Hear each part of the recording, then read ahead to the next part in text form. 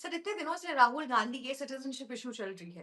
पहले पता चला कि उनके पास ब्रिटिश नागरिकता भी है। उसके बाद से जो उनके लॉयर थे और बीजेपी वर्कर भी हैं, विघ्नेश जी, उन्होंने ऑलरेडी केस फाइल किया था एमएलए और एमपी कोर्ट में जो लखनऊ में है। ठीक है, बात इतनी पहुंची पर वहां के जज ने बोल दिया कि ये हमारे अथॉरिटी या हमारे पावर के अंडर नहीं आता है, ये सेंट्रल का मामला है, वहां तक लेके जाइए। ठीक है, लेकिन यहाँ पे सबसे बड़ा क्वेश्चन ये आया कि जब आपको पहले से ही पता था, क्योंकि बहुत बेसिक सी चीज है कि अगर किसी कोर्ट के पास इतनी पावर ही नहीं है तो उन्होंने केस पहली बार लिया ही क्यों? ठीक है। अब जब बहुत इतने बढ़िया। दिन की सुनवाई हो गई, इतना सब कुछ हो गया, हम्म। उसके बाद इतनी छोटी सी वर्डिक्ट देना, ये अपने आप में बहुत क्वेश्चनेबल है। जिसपे फिर विघ्नेश जी ने आगे और भी पहल डाली। सर मैं चाहती हूँ कि एक बार आप बताइए जरा कि विघ्नेश जी ने और क्या क्या चीजें की इस पूरे केस के ऊपर। एक बहुत अच्छी चीज़ शिवी आपने कहा कि भाई अगर आपको पता है कि आपकी अथॉरिटी नहीं है, हाँ। आपके जुरिडिक्शन में नहीं आता है, आपके पावर में नहीं आता है, पावर क्षेत्र में, तो आपने फिर समय क्यों ज़ाया किया?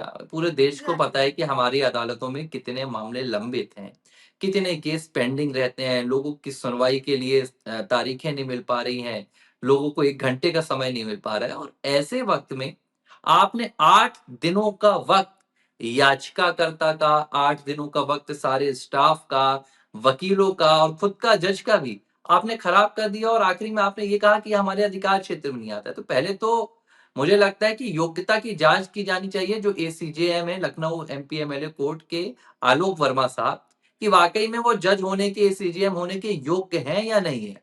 और दूसरी बात, ये पहली बार नहीं हो रहा है, मैं आपको बताता हूँ, ये तीसरा-चौथा ऐसा मामला है जब लगभग तय रहता है कि हाँ, अब राहुल गांधी को जेल का चक्कर काटना पड़ेगा। अब राहुल गांधी के खिलाफ एफआईआर दर्ज होगी। अब राहुल गांधी बुरी तरह से फंस जाएंगे, लेकिन वो बच निकलते हैं। अमूमन क्या होता है कि लोगों के फंसने का या किसी मुसीबत में जाने का जो आखिरी वो होता है, स्टेप होता है, वो अदालतें होती हैं। ये एक बार तो है। मामला अदालत चला जाता है ना, तो वहां से बच पाना मुश्किल हो जाता है। राहुल के मामले में रीत उल्टी चल रही है। राहुल यहां पॉलिटिक्स में फंस जाते हैं, आर्थिक मामलों में फंस जाते हैं, क्रिमिनल मामलों में फंस जाते हैं, अदालत में जाते ही बच जाते हैं। अब ये मैं तो दो सर तीन मामले आपको याद कांग्रेस दिलाऊंगा। पार्टी का यूएसपी रहा है हमेशा से हाँ, कि सारे यूएसपी रहा है। जितने भी।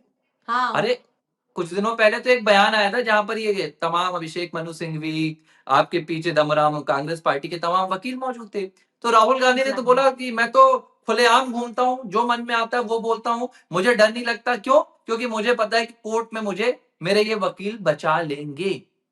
अब आपको 2-3 मामले में याद दिला रहा हूँ। एक मामला अभी रिसेंट का है, बहुत दूर का नहीं है, दिसंबर 2025 का। वीर सावरकर मामले में जो राहुल गांधी ने अमेरिका में, इंग्लैंड में जाकर जो तमाम बेफालतू के बयान दिए थे, उन्हें हिंसक बताया था, उन्हें बताया था कि कैसे एक व्यक्ति की मौत पर वो खुश हो रहे थे। इन बयानों को लेकर वीर सावरकर के जो परपोते हैं, सत्यकी सावरकर, उन्होंने पुणे की एक अदालत में राहुल गांधी के खिलाफ मानहानि का मामला दर्ज कराया। ठीक है, अब आप पूरे मामले को सुनेंगे तो आपकी आंखें ना फटी की फटी रह जाएंगी कि सर वाकई में ऐसा हुआ था क्या। राहुल गांधी के बताइए। खिलाफ पुणे की अदालत में मामला चल रहा था। बात आई सबूत पेश करने की। तो जब मामला लगाया गया तो सबूत ऑलरेडी उसमें पहले से लगाए गए थे, तभी मामले को एडमिट किया गया। जिस दिन बहस होनी थी, जिस दिन जज के सामने सबूत पेश किए जाने थे, तो जो सत्यकी सावरकर की ओर से वकील थे, उन्होंने पेन ड्राइव में राहुल गांधी की वो स्पीच दी थी जो उन्होंने अमेरिका में दी थी वीर सावरकर के खिलाफ। अदालत में जज साहब ने कहा कि लाइए, सुनाइए हमें भी, हम भी सुनेंगे, तभी तो मामले की कार्रवाई आगे होगी। जब जज साहब ने पेन ड्राइव मंगाया तो पेन ड्राइव लगाया गया, पेन ड्राइव के भीतर से वो फाइल ही गायब हो गई जिसमें राहुल गांधी के मामले की स्पीच थी। फाइल कहां गई, किसने डिलीट की? अदालत के भीतर ये सब कुछ हो रहा है। ये किसी के बंद कमरे में नहीं हो रहा है, अदालत में हो रहा है। इसके बाद कहा गया कि हमने 2 और पेन ड्राइव दी थी, साहब आप उसको मंगवा लीजिए। कोर्ट में कहा गया कि वो पेन ड्राइव भी लाई गई, लेकिन उसमें भी फाइल मौजूद नहीं थी। जब वकीलों ने कहा कि हम यूट्यूब में आपको सुना दे रहे हैं, तो जज साहब ने मना कर दिया। उन्होंने कहा कि भाई यूट्यूब को तो आप एविडेंस मान नहीं सकते हैं, क्योंकि इसमें एक प्रावधान रहता है कि आपको एविडेंस एक्ट के तहत एक शपथ पत्र देना पड़ता है कि हाँ आप इसकी सत्यता की पुष्टि कर रहे हैं। वो मामले में राहुल गांधी बच गए। अब अगली सुनवाई जब आएगी, तब आएगी, तब तक गवाह यहां हो जाएंगे, सबूत वहां हो जाएंगे, राहुल गांधी बच निकलेंगे। दूसरा मामला मैं आपको याद दिला रहा हूं, जो भारतीय सैनिकों पर राहुल गांधी की टिप्पणी हुई थी। और भारत की ज़मीन पर हुई थी। आपको याद होगा, हमने तो कई बार इस पर चर्चा भी की है कि राहुल ने कह दिया था कि हमारी भारत की इतनी वर्ग फीट की ज़मीन चीनी हड़प ले गए, उन्होंने हमारे भारतीय हाँ। सैनिकों को पीटा। इस मामले में भी एक याचिकाकर्ता ने सुप्रीम कोर्ट में राहुल गांधी के खिलाफ मामला दायर किया कि देखो भाई, ये व्यक्ति देश विरोधी बयान देता है, ये व्यक्ति सेना के खिलाफ बयान देता है, इस पर कार्रवाई करो। मैं हैरान हो गया, लोगों ने तो इस पर खूब खबरें बनाई थी। जज साहब कहते हैं कि कोई सच्चा भारतीय इस तरह की बातें नहीं करेगा। इतना कहकर राहुल गांधी को बरी कर दिया गया, मतलब मामले से बरी कर दिया गया। अरे भैया, एक व्यक्ति है जो देश को लेकर इस तरह की बातें कर रहा है, सेना के खिलाफ इस तरह की बातें कर रहा है, एंटी इंडियन बातें कर रहा है, आप एक टिप्पणी दे रहे हैं। अरे जज साहब, आपका काम ये थोड़ी ना है कि आप किसी की सत्य निष्ठा की जांच करें, उसके खिलाफ एक्शन लीजिए। ऐसे तो कल को कोई अपराधी आएगा, आप कह देंगे कि आपको देख के नहीं लग रहा कि आपने मर्डर सर किया होगा। देखिए, मुझे इस पूरे केस में ना एक चीज लगती है कि राहुल गांधी इस टाइम पे कहीं से भी हट नहीं सकते।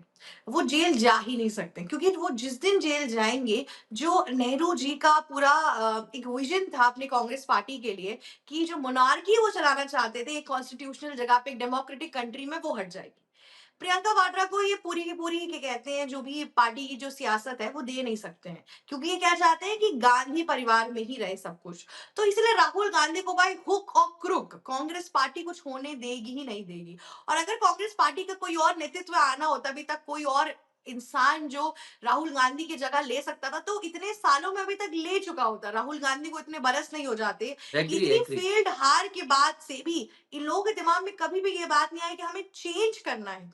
सर अगर आप बीजेपी की पूरी आउटलाइन को देखोगे, तो हमारे पास होम मिनिस्टर, डिफेंस मिनिस्टर, ये भी चेंज होते रहते हैं। हमारा जब कैबिनेट भी इस तरीके से चेंज होता रहता है, तो आप सोच लीजिए कि वहां तो लीडर ऑफ ऑपोजिशन कितने सालों से नहीं बदला है।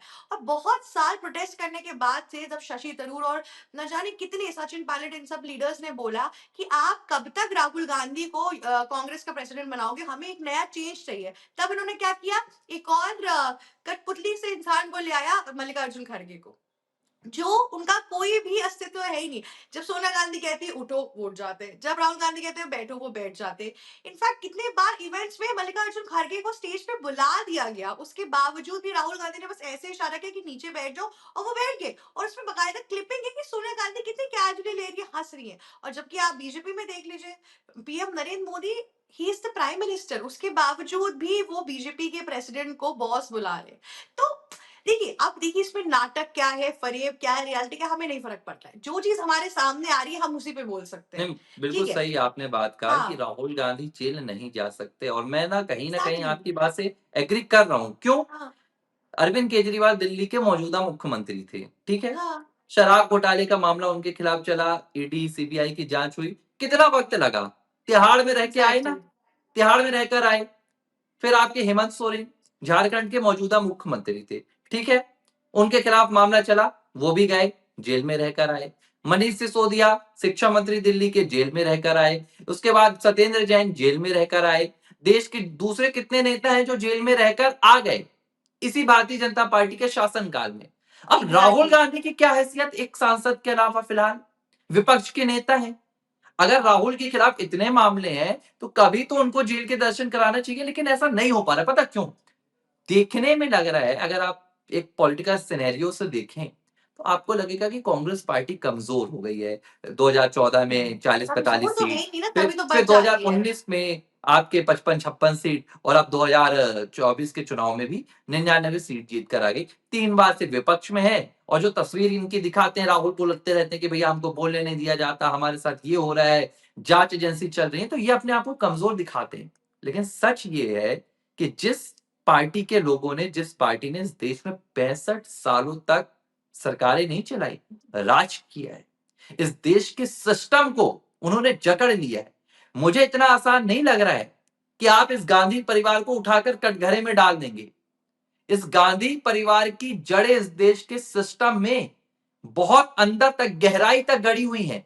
इन्हें इतना आसान नहीं है कि आप निकालेंगे, राहुल को जेल में भेज देंगे, सोनिया को जेल में भेज देंगे।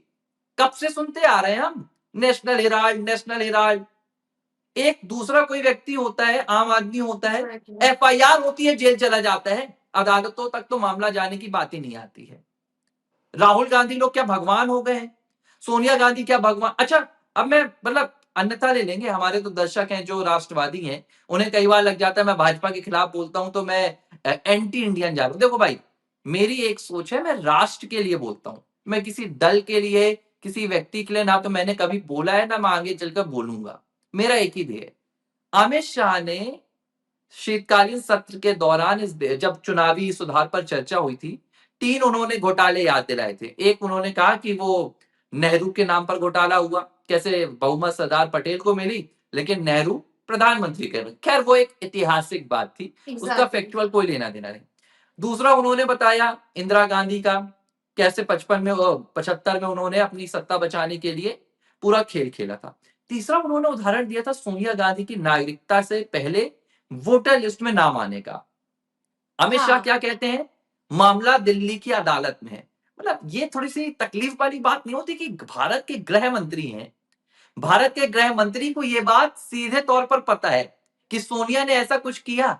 अरे आप सीधे फाइल मंगवाइए, आप मामले की जांच कीजिए, आप सीधे गृह मंत्रालय है सर आपका। इसमें अगर if I be very honest में भाजपा का भी बहुत ज्यादा प्रॉफिट है।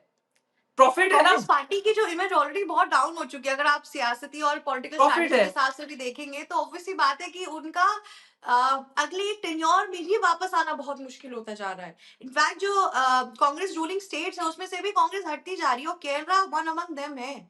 अगर केरला में सिर्फ दो पार्टियां एग्जिस्ट करती थी, एक वहां की जो सीपीएम थी और दूसरी आपकी यहाँ पे कांग्रेस, लेकिन अब वहां से भी हट रही है। अब कर्नाटका में भी देखिए दो उम्मीदवार जो उनके हैं सिद्धरामैया और डीके शिव कुमार, उनके बीच में भी मतभेद आने लगा है।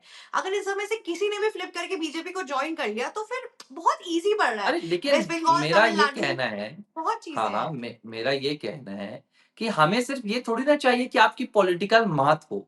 जो देश के दुश्मन हैं, जो देश के गुनाहगार हैं, जिन्होंने 65 सालों तक देश के साथ अन्याय किया, जिन्होंने देश की संपत्ति को लूटा, जिन्होंने गरीबों को गरीब बना दिया, जिन्होंने कितने राज्य बर्बाद कर दिए, आप सिर्फ उन्हें पॉलिटिकल मात देकर खुश हो जाएंगे, उन्हें लोकसभा और विधानसभा से हराकर खुश हो जाएंगे? तो भैया फिर ये तो आप खुद ही प्रधानमंत्री कहते हैं ना कि ये सुप्रीम परिवार है, तो आप तो तंज कसते हैं, लेकिन जो एक्शन है इस हिसाब से तो आप इन्हें सुप्रीम परिवार बना दे रहे हैं। अरे भ्रष्टाचार की सजा अगर भारत का संविधान जेल देता है, तो फिर राहुल को जेल होनी चाहिए कि विधानसभा और लोकसभा से बेदखली? अगर भ्रष्टाचार की सजा सोनिया के लिए जेल है, तो भैया जेल ही होनी चाहिए ना। सिर्फ बातें हो रही हैं, ये सिस्टम बहुत मजबूत है। देखो, अभी ना बहुत वक्त लगेगा, और मुझे लग रहा है कि इसके लिए एक पॉलिटिकल विल होनी चाहिए। अभी क्या हो रहा है, जो बीजेपी सरकार है वो इनका एक बेनिफिट ले रही है। जो इनके वीक पॉइंट्स हैं, चाहे वो नागरिकता का मसला हो, चाहे वो भ्रष्टाचार का मसला हो, इन्हें चुनावों में इस्तेमाल करती है, और इनकी जो पॉलिटिकल ताकत है कांग्रेस पार्टी की, गांधी परिवार की, वो खत्म कर रही है। अभी हाल ही में आप देखो ममता बनर्जी मामले में क्या हुआ, कहां गया ममता बनर्जी का मामला? सही एक बात है, कुछ नहीं हुआ। मुख्यमंत्री ईडी की फाइल छिनाकर चली गई, गृह मंत्री ने क्या कर लिया? कुछ नहीं किया। एग्जैक्टली। क्यों नहीं किया? क्योंकि अभी बंगाल में चुनाव आ रहा है, चुनाव में हम ये बातों को दोहराएंगे और हम कोशिश करेंगे कि पॉलिटिकल जो बेनिफिट है वो ले। देखिए, राजनीतिक दल का जो पहला और आखिरी उद्देश्य होता है वो सत्ता होती है, क्योंकि इनके हाथ में अगर सत्ता नहीं तो ये दूसरा कोई काम कर ही नहीं सकते। बीजेपी अभी सिर्फ सत्ता में फोकस कर रही है। बीजेपी अभी राहुल को जेल नहीं भेजेगी, अभी सोनिया को जेल नहीं भेजेगी, ये बात तो मैं दावे की टंके की चोट पर बोल रहा हूं। हाँ, कोई अदालती संज्ञान ले ले तो वो फिर अच्छी बात होगी। एबीसी हिंदी न्यूज, आज ही जुड़िए हर खबर के साथ।